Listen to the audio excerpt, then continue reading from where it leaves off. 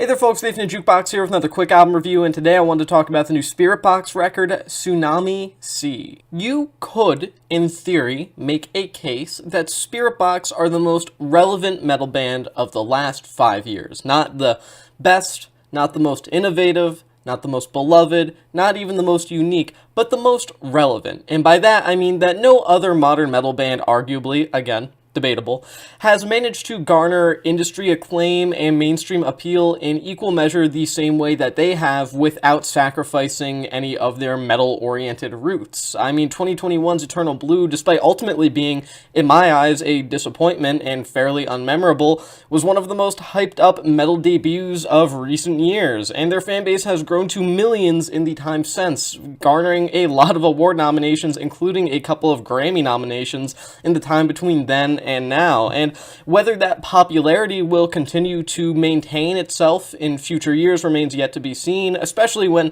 other relevant modern metal bands that are very popular, like Knocked Loose and Loathe, tend to be a bit more universally liked by metalheads. The imperfect yet generally solid Tsunami Sea, their sophomore studio album, shows that Spiritbox are more than capable of putting out a solid full-length project, no matter how many issues it has at the end of the day. The main highlight here is, unsurprisingly, frontwoman Courtney LaPlante. Her role as the resident singer and screamer of Spiritbox has always been one of the first things that people have brought up when the band's name comes up in conversation, and it isn't hard to see why at all. I mean, even in the group's weakest moments, she has always been a delight to hear, one of the most talented metal vocalists active today, and tracks like No Loss, No Love and Soft Spine, for example, showcase the brutality she's capable of delivering in songs that predominantly feature her bringing to the table her kind of harsh screams. And there are some more subdued moments here, in fact quite a lot of them, including the very pop-oriented Keep Sweet, that prove that she's more than capable of delivering traditional vocal performances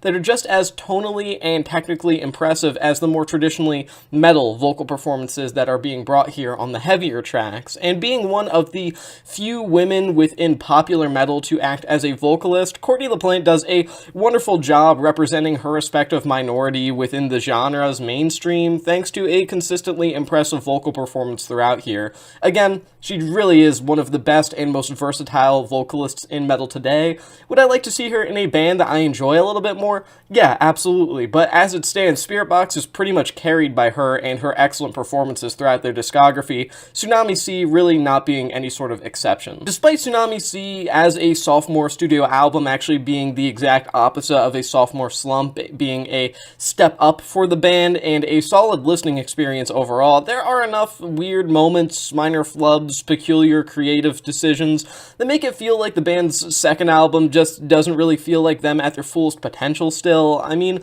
while many immediately had an issue with this record's production and how muddy it can feel at times when it initially dropped, I still feel a little bit torn on it myself. On one hand, there is a sort of dreamy and dense atmosphere here on a lot of tracks that I feel is actually suited pretty nicely by the production. They wouldn't be possible without this kind of murky sound that goes on throughout the record. I think it makes for a pretty solid atmosphere overall, but that being said, it is also pretty easy to see why a lot of people are not really fans of it, despite the fact that I do think this production style has its moments. I mean, the aforementioned beef that some people have with that production mainly has to do with the fact that it kind of causes a fair amount of the instrumentation to feel really buried, and that especially rings true for the guitarist Mike Stringer, whose otherwise solid djent-influenced riffs that give everything a sort of industrial feel that pairs nicely with a lot of the minor electronic influences and drum and bass influences that are sprinkled throughout,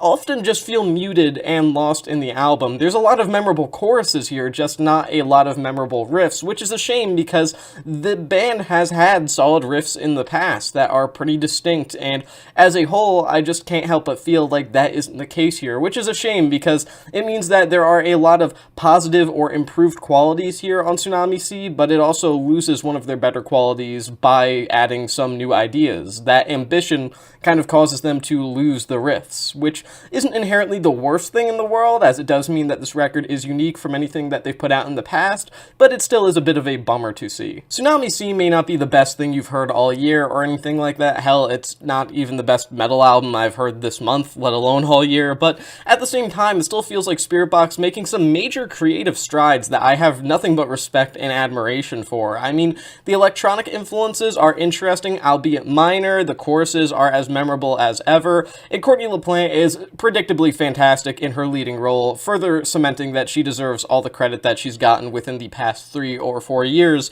But the occasional ambition of the band does feel a bit misguided at times, with the general production still leaving the record feeling a bit muffled sonically, but despite being far from perfection, I do think that this is a prime example of Spiritbox being a unique band that do earnestly deserve the attention that they have been regularly getting for a few years now. They may not be the best metal band active right now, but it would be wrong to call them boring or unoriginal. I mean, Tsunami Sea definitely proves a lot of the naysayers wrong, even if, again, it isn't a particularly excellent album. It's certainly something that is uniquely its own. I'm going to give this record 3 stars out of 5. With that being said, that's the end of this quick album review. Thank you for watching The Infinite Jukebox, and I'll see you in the next one.